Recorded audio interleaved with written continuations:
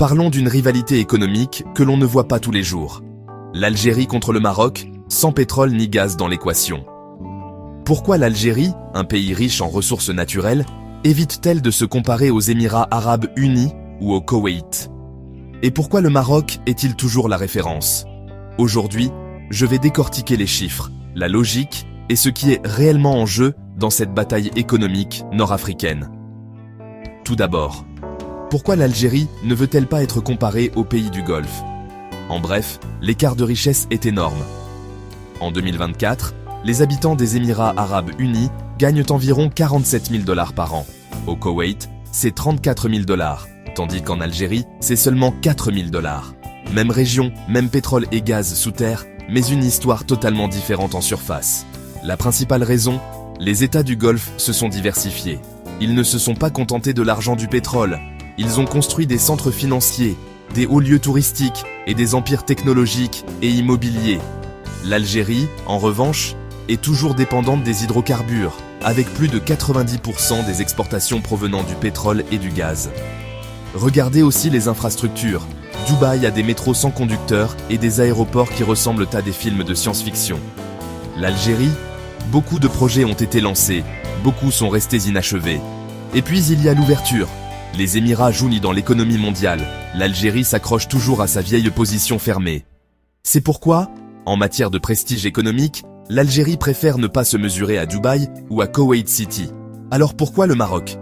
Pour commencer, le Maroc et l'Algérie partagent une langue, une religion et une culture. Ce sont des voisins, engagés dans une rivalité amicale, parfois tendue, avec des frontières fermées et des régions contestées comme le Sahara occidental. Le Maroc est un rival qui semble familier, et, surtout, un rival que l'Algérie pense pouvoir rattraper. Mais le Maroc ne reste pas immobile. Retirons le pétrole et le gaz et regardons les chiffres réels. En 2023, l'économie non pétrolière du Maroc valait environ 95 milliards de $. Celle de l'Algérie, seulement 55 milliards de $. Dans l'agriculture, le Maroc rapporte 12 milliards de $, le double des 5,5 milliards de $ de l'Algérie. Dans l'industrie, le Maroc est à nouveau en tête, 22 milliards de $ contre 8,8 milliards de $ pour l'Algérie. Les services, Maroc, 46 milliards de $, Algérie, 23 milliards de $. Même dans le tourisme, l'écart est énorme. Le Maroc a gagné 9 milliards de $ de visiteurs l'année dernière. L'Algérie seulement 1,3 milliard de $. En exportant des produits autres que le pétrole, le Maroc a réalisé environ 20 milliards de $. L'Algérie seulement 4 milliards de $. Donc, même sans les hydrocarbures, le Maroc est plus diversifié, plus axé sur l'exportation et attire beaucoup plus d'investissements. Pourquoi? Parce que le Maroc a choisi la voie de l'ouverture. Accords de libre-échange, grands projets comme les trains à grande vitesse et les nouveaux ports, et de nombreux investissements à travers l'Afrique.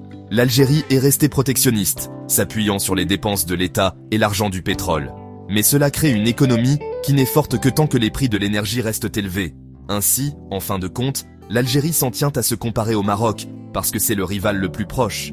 Mais les chiffres nous disent que le Maroc prend de l'avance, même sans l'argent du pétrole. La vraie question maintenant, l'Algérie devrait-elle continuer à éviter les comparaisons difficiles, ou est-il temps de repenser sa stratégie économique? Dites-moi ce que vous en pensez dans les commentaires. N'oubliez pas d'aimer, de vous abonner et d'activer la cloche pour ne pas manquer la prochaine analyse approfondie.